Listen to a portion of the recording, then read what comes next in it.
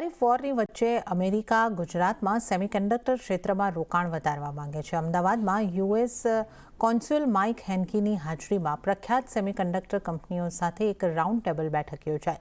અમેરિકાનું $30 અબજથી વધુનું રોકાણ ક્યારે આવશે તે અંગે અમારા સંવાદદાતા કેતન જોશીએ ઇન્ડિયન ઇલેક્ટ્રોનિક્સ અને સેમિકન્ડક્ટર એસોસિએશન સાથે વાત કરી. આવું જોઈએ.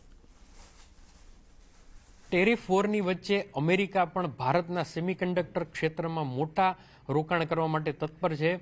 કેટલું ભવિષ્યમાં રોકાણ આવશે, અત્યાર સુધી કેટલું રોકાણ કરી દીધું છે, એ બધા જ મુદ્દાઓ સાથે વાતચીત કરવા માટે આપણી સાથે છે સુધીર નાયક, જે સેમિકન્ડક્ટર મેન ઓફ ગુજરાત તરીકે ઓળખાય છે અને ઇન્ડિયા સેમિકન્ડક્ટર અને ઇલેક્ટ્રોનિક એસોસિએશનના ટ્રેઝરર પણ છે. નાયક સાહેબ, ખાસ કરીને અમેરિકાને આટલો રસ ભારતમાં કેમ પડે છે? અમેરિકાએ અત્યાર સુધી સેમિકન્ડક્ટરમાં કેટલું રોકાણ કર્યું છે અને ભવિષ્યમાં તમે શું જોઈ રહ્યા છો?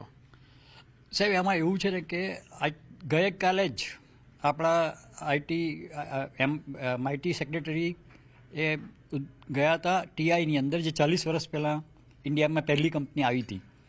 ત્યાર પછી આજની તારીખની અંદર 90% of R&D centre of all US MNCs in semiconductor are establish in India.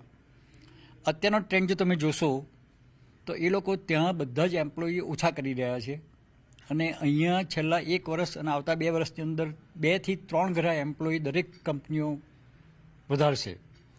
એનું કારણ એવું છે કે ઇન્ડિયાની જે સ્કિલ છે એ પહેલાં ફક્ત ઇન્ડિયાની અંદર બિઝનેસ લોકો જે આપતા હતા એ લેબર આર્બિટ્રેશન માટે આપતા હતા. હવે એ વસ્તુ તો પાછળ રહી ગઈ. અત્યારે ઇન્ડિયા સ્કિલની અંદર એકદમ નંબર 1 પર પહોંચી ગઈ છે અને નાના નોડ 3 નેનોમીટર, 5 નેનોમીટર, 7 નેનોમીટરના ચિપ્સના design from specification to tape out સુધીને કરી રહ્યા છે. આ જોઈ અને યુએસ કંપનીઓને ચોક્કસ થયું છે કે આપણે જો કોમ્પિટિટિવ રહેવું હોય તો આપણને કોસ્ટ અને સ્કિલ એડવાન્ટેજ જો જોઈતો હોય તો ઇન્ડિયાથી કોઈ બી સારું ડેસ્ટિનેશન હોય જ ના શકે. અત્યાર સુધી અમેરિકન કંપનીઓએ અંદાજે કેટલું રોકાણ કરી દીધું છે અને ભવિષ્યમાં કેટલા મોટી કંપનીઓ આવવાની શક્યતા છે?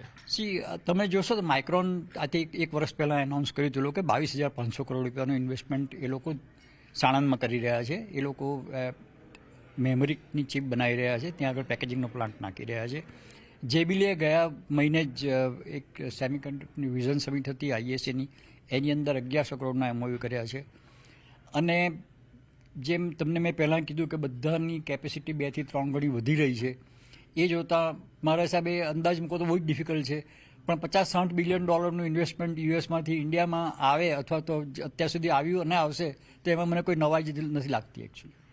જેમ ટાટાએ અંદાજે 1 લાખ કરોડ રૂપિયાના નિવેશની જાહેરાત કરી, કામ પણ ચાલુ છે, તો શું ભવિષ્યમાં આટલી મોટી કંપનીઓ આટલા મોટા સ્કેલ ઉપર સેમિકન્ડક્ટરમાં યુએસની કંપનીઓ ભારત કે ગુજરાતમાં રોકાણ કરી શકે? સાહેબ, આ કરી શકે એવો સવાલ નથી, આ જરૂરિયાત છે. ટાટાનો જે પ્લાન્ટ છે અત્યારે એ 28 નેનોમીટરથી 110 નેનોમીટરની વેફર બનાવવાનો પ્લાન્ટ લગભગ $10 બિલિયન નાખી રહ્યા છે લોકો. હવે જે બીજું માર્કેટ છે જેની અંદર મોબાઈલ ફોન્સ આવ્યા અને કોમ્યુનિકેશન્સ આવ્યું, એની અંદર તમને બહુ જ કોમ્પ્લેક્સ ચિપ જોઈએ છે, એઆઈની ચિપ જોઈએ, તમને 3 નેનોમીટર, 5 નેનોમીટર ને એ બધી ટેકનોલોજીમાં તમારે મેન્યુફેક્ચરિંગમાં જવું પડે.